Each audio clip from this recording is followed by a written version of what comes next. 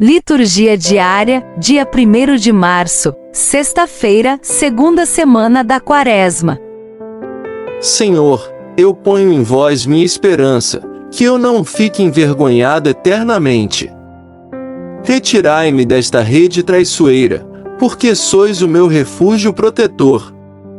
Reunidos para celebrar as maravilhas do Senhor, rezamos por todos os perseguidos por causa da prática da justiça, como José, o sonhador, e como Cristo, o Filho do Senhor da vinha. Depositando nossa segurança em Deus, protetor dos justos, sigamos no caminho de conversão para a fraternidade e a amizade social, renunciando a toda maldade e violência que nos afastam do projeto divino. Primeira leitura, Gênesis 37, versículos 13 e 4, o 12 e o 13 e 17 ao 28. Leitura do livro do Gênesis. Israel amava mais a José do que a todos os outros filhos, porque ele tinha nascido na velhice. E por isso mandou fazer para ele uma túnica de mangas longas. Vendo os irmãos que o pai o amava mais do que a todos eles, odiavam-no e já não lhe podiam falar pacificamente. Ora, como os irmãos de José tinham ido apacentar o rebanho do pai em Siquém, disse Israel a José: teus irmãos devem estar com os rebanhos em Siquém. Vem, vou enviar-te a eles. Partiu, pois, José atrás de seus irmãos e encontrou-os em Dotaim. Eles, porém, tendo-o visto ao longe, antes que se aproximasse, tramaram a sua morte.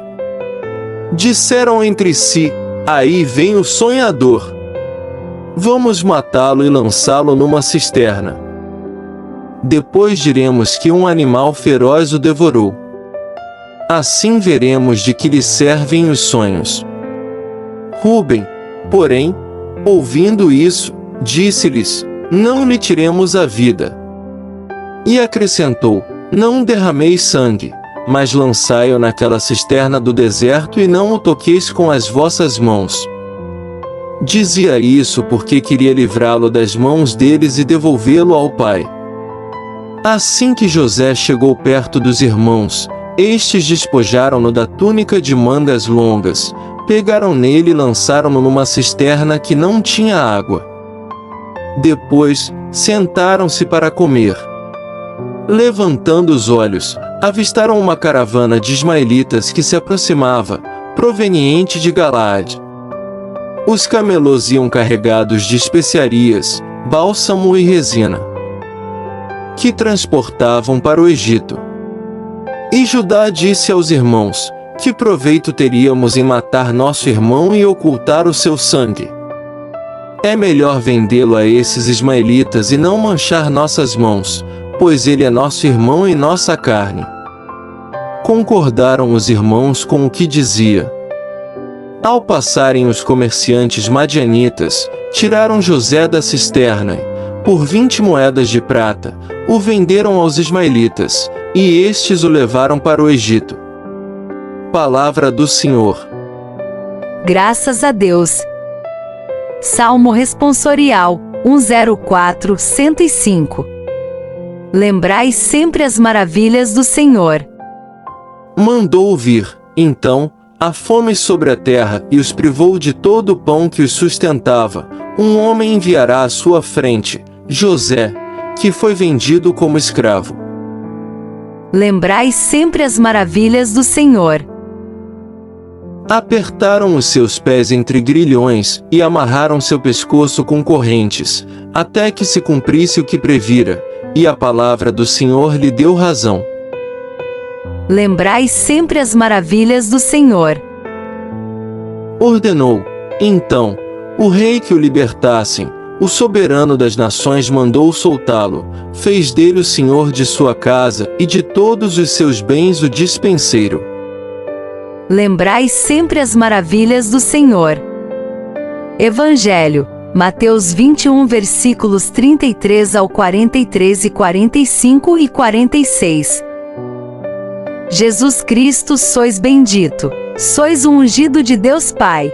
Deus o mundo tanto amou que lhe deu seu próprio Filho, para que todo o que nele crer, encontre vida eterna. Proclamação do Evangelho de Jesus Cristo segundo Mateus. Naquele tempo, dirigindo-se Jesus aos chefes dos sacerdotes e aos anciãos do povo, disse-lhes: escutai esta outra parábola. Certo proprietário plantou uma vinha, pôs uma cerca em volta, fez nela um lagar para esmagar as uvas e construiu uma torre de guarda.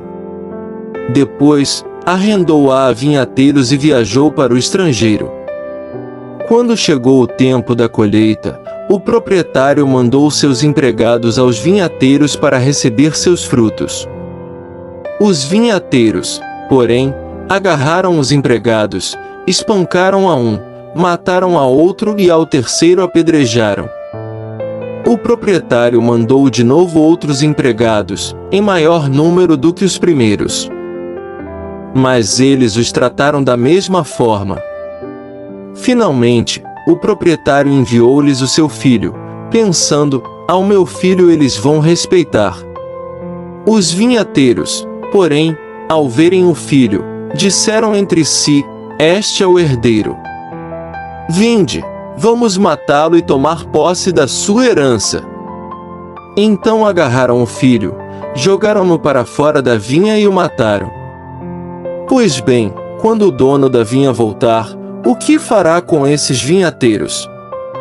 Os sumos sacerdotes e os anciãos do povo responderam: com certeza mandará matar de modo violento esses perversos e arrendará a vinha a outros vinhateiros, que lhe entregarão os frutos no tempo certo. Então Jesus lhes disse: vós nunca lestes nas Escrituras: a pedra que os construtores rejeitaram tornou-se a pedra angular. Isto foi feito pelo Senhor e é maravilhoso aos nossos olhos?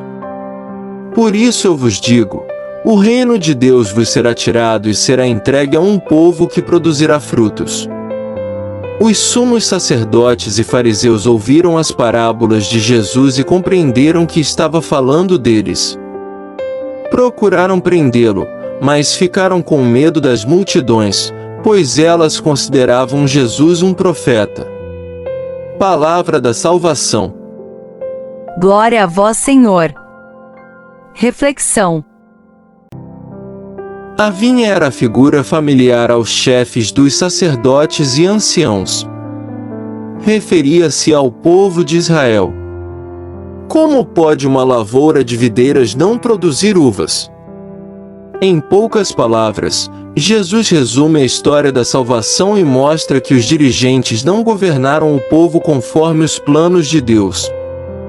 Não produziram boas obras, eliminaram os profetas e mataram o Messias. A pergunta de Jesus é crucial: quando o dono da vinha vier, o que fará com esses agricultores? Ao responder, os chefes pronunciam a sentença para si próprios: morte para esses malvados, alusão, talvez, à destruição de Jerusalém, e entrega da vinha a outros agricultores, que produzam fruto, referência aos não-judeus, que acataram a mensagem cristã e se espalharam pelo mundo, incrementando o novo povo de Deus, os cristãos.